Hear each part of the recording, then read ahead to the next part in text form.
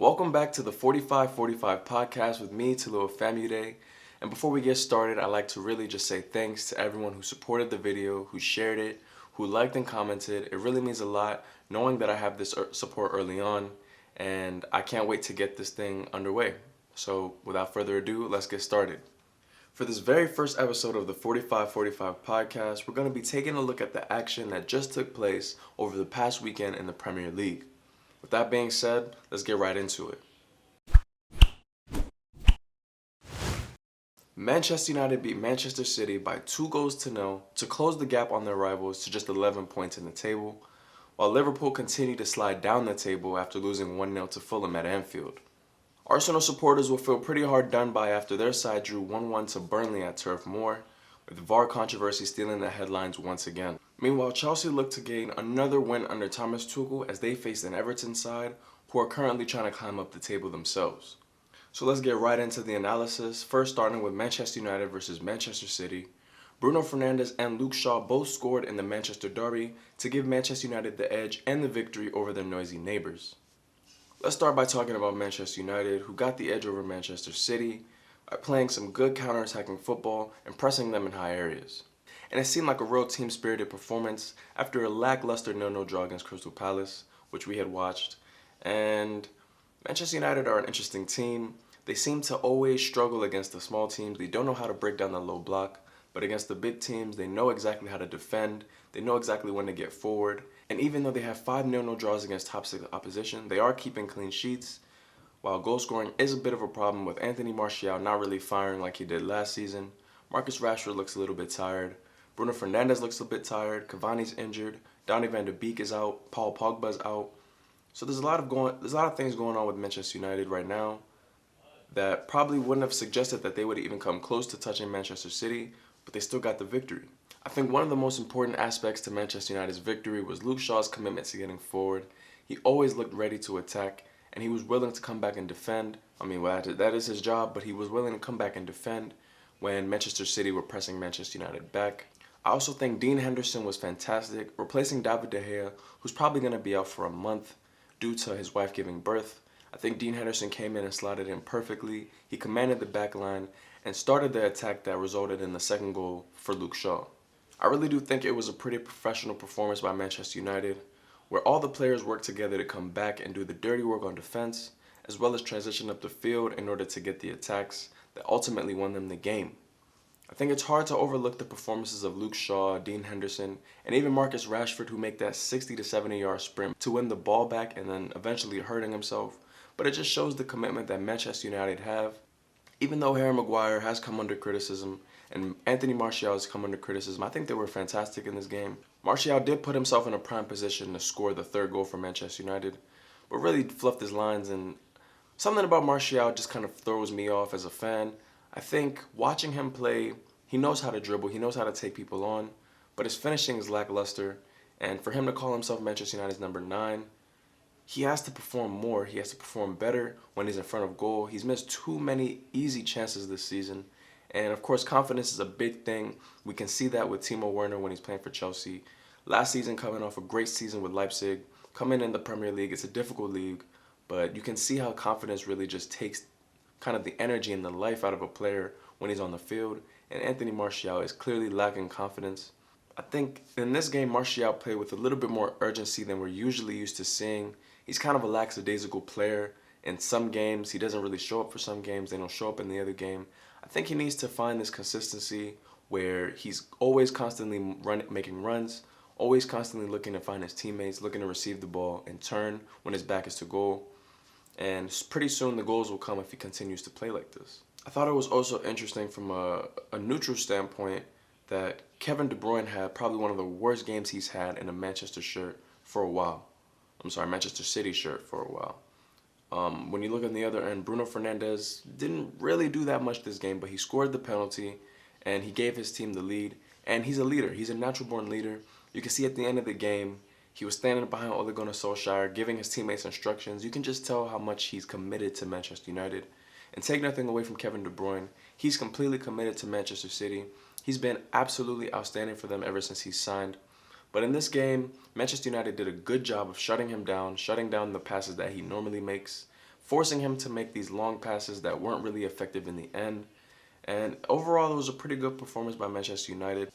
There were a lot of instances where Fred and McTominay would keep giving the ball away back to Manchester City, but they made up for it on the other end by brilliantly defending, making sure that they didn't have that much time on the ball, which a lot of teams I feel are a culprit. They allow Manchester City to just play on the ball and kind of wear them out as the game goes by. And the high pressing from Manchester United in that game worked like a charm. On the Manchester City standpoint, I think this is just a blip in their title run. I still do believe that they're going to win the league. They're 11 points clear, and I don't really see them struggling from here on out. They have Southampton next, and Manchester United beat Southampton 9-0, I think a couple weeks ago. I think Southampton just got their first win in over a month or 2 months, I think. So I don't see Manchester City struggling, but those are some famous last words. But the gap is just too big for Manchester City to kind of just capitulate right now at the end of the season. Moving on from the Manchester derby, there was a major upset over the Premier League weekend where Fulham beat Liverpool 1-0 at Anfield to continue Liverpool's terrible run of form at home. They've now lost their last 6 games in a row at Anfield and have only won 1 in their last 7. So there's some real problems brewing for Liverpool. There's some real problems brewing at the club with the manager, with the formation that he plays, with the players that he's playing. It seems like they're devoid of ideas. It looks like they're tired, like they're mentally tired. And one question I'd like to pose is, can they continue to use Van Dijk's injury as an excuse to why they're not playing as well? For me, the answer is no. I don't think they can continue to use Van Dijk's injury as a means to say that they can't perform to the best of their abilities. They still have their top front three, who was probably the best front three in the league last season, if not the best front three in the league last season that won them the title. So losing Van Dijk was obviously a blow, but the form that they're on right now has to be considered, and it has to be down to more than just losing Van Dijk. I don't think Jurgen Klopp is a bad manager in the slightest. I think he's probably one of the best managers we've seen for a while. But his inability to change the tactics when it's clear that teams are starting to adapt to Liverpool's formation, starting to adapt to their play style, teams will just sit back against Liverpool. I've watched it numerous amount of times when they've played the likes of Burnley, and last night when they played against Fulham. I mean, teams like to sit back in the low block in the Premier League. They like to play with 3 center backs and 2 wing backs. They like to just sit back and contain pressure and then bomb forward on the counterattack. That seems to be, the new norm for some of the lesser teams in the Prem. And it's difficult for teams like Manchester United recently and Liverpool to be breaking down these teams. It looks like they just don't have the idea. Meanwhile, teams like Manchester City can just run rampant through these defenses. So Liverpool have to change their identity in a way. Now that Van Dijk is gone, when Van Dijk was there, it was easy for Liverpool to high press because either Van Dijk or Joel Matip or Van Dijk and Joe Gomez could sit really high up the field because their recovery pace was incredible. I think Liverpool are now lacking that, obviously, with the signings of Kabak, and their willingness to play Fabinho or Jordan Henderson at center back has really slowed down that recovery speed, and now they have to sit a little bit deeper, which means that their original game plan just doesn't work. That 4-3-3 formation, every week I see Liverpool use that formation. It's just upsetting because teams are now figuring out how to get around that, and there needs to be a change. There needs to be some type of tactical switch from Jurgen Klopp where he tells his players, okay, look, I know you're used to playing this type of way, but now we have to change it up. Now we have to do something different. We have to propose something different. And until then, Liverpool are going to continue to struggle. Just like in this game, of course, having all the possession in the world, but possession means nothing when you can only muster 3 shots on target. The same as Fulham, but Fulham won the game. So there has to be some type of change going on at Liverpool tactically. Maybe some players do need a rest, because with this COVID schedule, it's hard to give players a rest, only because there's games every 3 days. Players don't have enough time to physically recover. And Liverpool, there's another thing about Liverpool that I forgot to mention. They don't have enough squad depth. When you look at Liverpool's squad before the injuries, the depth didn't really matter because their players were always fit. Their players were always ready to go. Van Dijk and Joe Gomez were always ready to go. Trent, Mane, Salah, they were all ready. Jordan Henderson in the midfield, Fabinho. Now that they've added Thiago, they've put in another world-class player in midfield, but they've lost a lot. And it's unfortunate, but at the same time, they have to adapt. They have to change something about their identity tactically, and soon the wins will start coming if they can do this. I think the first thing that Jurgen Klopp could do is a change of formation, but then again, like I said, the squad depth is lacking so much that it'll be hard to actually put quality players in a position when they do change the formation until the likes of Jordan Henderson comes back, Virgil van Dijk comes back. It's going to be a difficult rest of the season for Liverpool, and it's looking like they might not even make the top four. And as retaining champions of the Premier League, this is kind of a bad way to end their season. So we'll see what they can do in the next couple of months. But for now, hopefully things will turn around soon for Liverpool. Moving on now to Arsenal Football Club, who will feel pretty hard done by their 1-1 draw with Burnley at Turf Moor. VAR has continued to cause controversy in the Premier League as well as other leagues. But for some reason in the Premier League, it seems to be that every match day, every week, there's some VAR controversy. And this week it happened with Arsenal, where there was a clear handball against the Burnley defender. And they even checked VAR, I believe, and nothing happened. The handball rule interpreted it that it wasn't a handball when his hand was up here. I'm not sure. I'm not sure what is going on with VAR. I'm not sure what's going on with Premier League refs. We saw Mike Dean, I think it was a couple weeks ago, receive death threats for some of his performances. I mean, something is going on and something has to change with the Premier League refereeing. I think the interpretations have to change. There's some rumors about the handball rule changing for next season. I think it has to. There's too many handballs that are being given that shouldn't be, and there's too many that aren't being given that are clear handballs. I think something has to change drastically if this is going to be an effective measure of refereeing. I think VAR, there are some good aspects to VAR, and there are some very bad aspects to VAR. For example, they're having a replay for maybe a missed penalty call or a penalty call that wasn't a penalty. That's perfect. That's what VAR is there for. It's there to give the referees a boost and assist them if they get a decision right or wrong. And VAR can help reverse that. But in other instances, just like this one against Arsenal, the handball was just, it was poor. It was a poor decision from the VAR officials and a poor decision from the on-field referees. Something needs to change with VAR, and drastically. Regardless, Arsenal did draw 1-1 to Burnley, and Arsenal are not a clinical team, it seems like. Yes, Aubameyang scored early on in the game to give Arsenal the 1-0 lead, but something about Arsenal just screams ill-disciplined. They have the most red cards, I believe, received in the league this season, and Granit Xhaka gives the ball away in his box. Let me not even say gives the ball away. He hits it against the Burnley attacker, and it hits his stomach and goes into the goal to give Burnley their equalizer. I mean, goals like that should not be happening, but let's be real. Granit Xhaka is not a world-class midfielder. He's not even an Arsenal caliber midfielder. When you look back to the types of players that Arsenal used to have, and I know this is a history, FC, debate, whatever, but they used to have the likes of Vieira. They used to have the likes of Robert Pires. They used to have Dennis Bergkamp. They used to have Mark Overmars. They used to have wonderful. Abu Diaby was wonderful until he got injured. I think these are the type of players that Arsenal should be having. You know, even the Jack Wilsheres before he got injured. These were players that were fantastic. Aaron Ramsey. Granit Xhaka is not the replacement for any of those guys. I think he doesn't even make it into the top 6 for most of the Europe's big leagues. Not to hate on Granit Xhaka, but he just doesn't seem like the type of player that thrives off the big stage. I know Arsenal had that great result against Chelsea when Frank Lampard was still the manager, and Xhaka scored, I believe, or hit the crossbar. And he had a great game that game. But Arsenal's midfield is not good enough. A midfield of Xhaka and El Neni, that doesn't scream creativity. Even when Thomas Partey is on, he's barely played this season. I think there's just something going on with Arsenal with the recruitment that needs to change. I think Bukayo Saka is a wonderful player. If he remains at Arsenal, will turn into a world-class player. And Arsenal, I think they know that. So they have to be able to supplement, you know, these up-and-coming youngsters that are quite frankly saving their season. Because without Bukayo Saka, the creativity just lacks for Arsenal. I know Nicola Pepe is starting to get better. He's still not living up to his price tag, but he's starting to get better, starting to play with more confidence. Willian is old, so I'm not going to hate on Willian, but he is old. When you look at Arsenal's defense, you look at David Luiz, you look at Rob Holding, You look at Hector Bellerin, who's okay, but then you look at Kieran Tierney, who's an up-and-coming youngster. He's playing really well for them.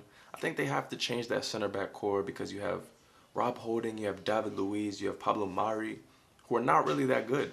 I'm sorry, they're not world-class center backs. And now that we saw Upamecano go to Bayern Munich for about 40 million, there's not that many world-class center backs for a cut price like Arsenal are looking for. So something has to change for Arsenal. I think going forward, they're looking threatening. Aubameyang is starting to get amongst the goals again. I think Lacazette unfortunately hasn't lived up to the expectations, but he is a good backup striker to Aubameyang. And the two wing players, Pepe, Saka, Emil Smith-Rowe in the middle, it's a good foundation for a great team for the future. So this rebuilding project under Mikel Arteta hopefully will continue to, deliver good news for Arsenal fans. But for now, they do need that center back core to change, just like a lot of teams in the Premier League. Now for the final piece of information and analysis for the first episode of the 45-45 podcast, we've got Chelsea beating Everton 2-0 at Stamford Bridge to cement their place in fourth place for the time being. Chelsea under Thomas Tuchel have been amazing in defense. I believe they've only conceded one goal in the Premier League in a time since he's been the manager, which means Chelsea have really sorted out that defensive problem that they've had for the past couple of years and even early on in the season. I think Chelsea's football is starting to grow into a possession game. In this game against Everton, they had so much possession. They were looking to go forward, they were driving forward, and Chelsea have improved a lot since the beginning of the season under Frank Lampard. I think the introduction of Callum Hudson-Odoi has been tremendous for Chelsea.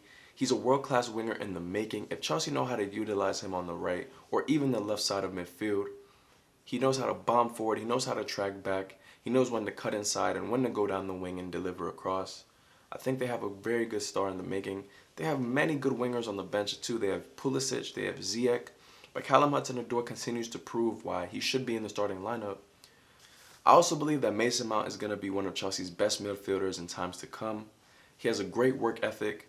He knows exactly where to play the pass. He always looks forward. He doesn't look back. He doesn't play the sideways passes like sometimes Kovacic or Jorginho does. He's always looking to enterprise and attack. And he kind of reminds me of a Frank Lampard in a sense. He's always looking to go forward. He's always looking to control the ball in midfield, look to receive passes and spread passes to the left or spread passes to the right. I think he's a great player for Chelsea, and it continues to prove why Frank Lampard has so much faith in him. The most important thing for Chelsea, however, is the fact that they've kept so many clean sheets since Tuchel has arrived. They play the 3-4-3 formation a lot, and Marcos Alonso has been reintroduced on that left wing-back role. And he's starting to show shades of what he was a couple seasons ago, where he was just absolutely tremendous. I think he was he's one of the players of the season. I mean, Chelsea are an interesting side. One week they're bad, one week they're really good. The next week they're struggling, the next week they're really good. Nobody had them winning that game against Atletico Madrid a couple weeks ago, but they outplayed Atletico Madrid. And it's incredible to see. I think Timo Werner still needs some time. I think this first season was just kind of a welcome to the Premier League, because he even admitted himself that this league is tough. It's so physical. It's so fast. He wasn't expecting the quick pace to it. I think Kai Havertz is slowly coming to form. Chelsea have a lot of great young players, and they have also that experience at the back with Azpilicueta, with Zuma. Christensen is another fantastic player. Edouard Mendy coming in for Kepa, who used to make a lot of mistakes in the past. There's a lot going on for Chelsea. I think if they continue to utilize the youth and Callum Hudson-Odoi and Mason Mount, there's going to be some great things happening. Olivier Giroud, Tammy Abraham, Timo Werner, they have great attacking options. And now that the defense is sorted, they can look to bomb forward and dominate teams and press teams and win the ball back and just continue wave after wave after wave of attack. I think in the next couple of years, Everton can really cement their place in the top four. If they sign some more world-class players in certain positions, I think Carlo Ancelotti is a fantastic manager. He instills in them a certain belief in themselves, a certain mentality that they can go out and win any game that they want to play. I think everything just kind of comes down to, can these players continue to play this way down the final stretch of the season? We'll just have to wait and see. This week we have some great competition. We have the Europa League, we have the Champions League, we have some Premier League games, and I can't wait to cover it for you guys and have some great discussions with you guys. So thank you once again for watching. Please like, comment, subscribe, share this video with your friends and family, share this video with some diehard soccer fans that love this game as much as I do. Thank you so much for watching the first episode of the 4545 podcast. And until next time, peace.